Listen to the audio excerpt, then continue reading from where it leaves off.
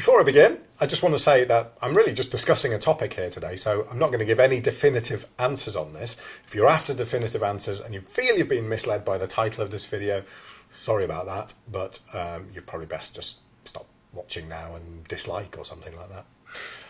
If you're editing a video or if you're grading a video and you're exporting out some footage, what codec do you choose to use? I suppose really I'm talking mainly about if you're grading. So if you're going into After Effects or Premiere or DaVinci Resolve or Final Cut, whatever it is that you use to do a grade, and that could only be a simple correction, not a kind of artistic creative grade with like sort of very specialized LUTs and stuff, just a correction on the footage. What codec will you export to?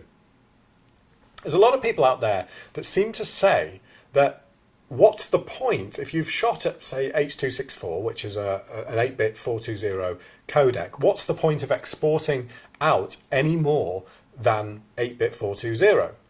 And I can kind of see that to a point. I'm pretty sure, though, that a lot of people who end up watching this video do export out at a higher quality than that, partially because they can. And I'm really not quite sure where this argument kind of comes from to only export out as good as your original footage is. So here's my thinking anyway. And some people, maybe I'm just completely missing part of the puzzle here in my mind. You know, I don't know, I can't put the bits together and think, oh right, that's clearly the reason why. But let's think about this. So if I have a video and I take this, I'm recording this video now, it's being recorded on my Inferno, so it's being recorded 10-bit 422.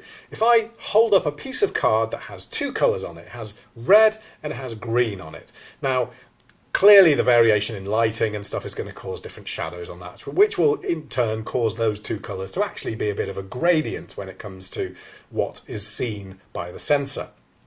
But let's say our lighting is perfect and the sensor is seeing two colors.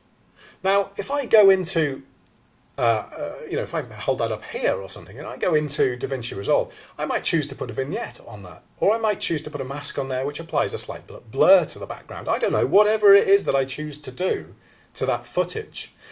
I now, on that piece of card that was two colors, I have a gradient added to it, which means that that card is most definitely not two colors anymore. Those extra colors have been generated in the software, not as part of that original footage. So I don't care about the fact that I've only brought 8-bit footage into it. I'm editing in a much higher bit depth program.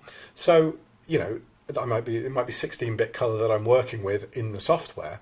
And those colours, a blur is obviously the best example here. So those two colours that were red and green are now a kind of gradient between the two.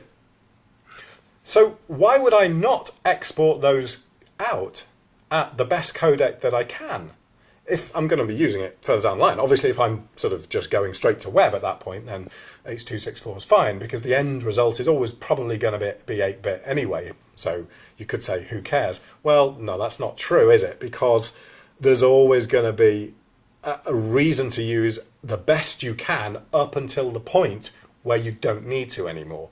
You keep everything at the best quality you can until you don't need to. So yeah, so I've brought in some 8-bit footage of me holding up a card, or 10-bit, whatever, and I'm now exporting that out with a gradient on that card. The software's produced new colors as a result of that, or as a result of the blur, or whatever I've applied. Why wouldn't I now export that out maybe at a better color depth? So maybe export that out at 444 or export that out at a 12-bit 444 codec. Why not? I mean, those colors, the new colors from the software are going to be kept in better resolution with that better codec. Isn't that true? I don't know. As I say, I'm not sure if I'm missing the point here somewhere. What am I missing? Anyway, just some food for thought. What do you think? If I have missed the point, please let me know what I've missed, because that's how I understand it, that's how I see it, and that's how I would probably work it. I mean, Obviously there are limits. I don't want to be starting to export 4K footage in a codec that's going to take up a bloody entire hard drive, but why not keep things good quality when you can?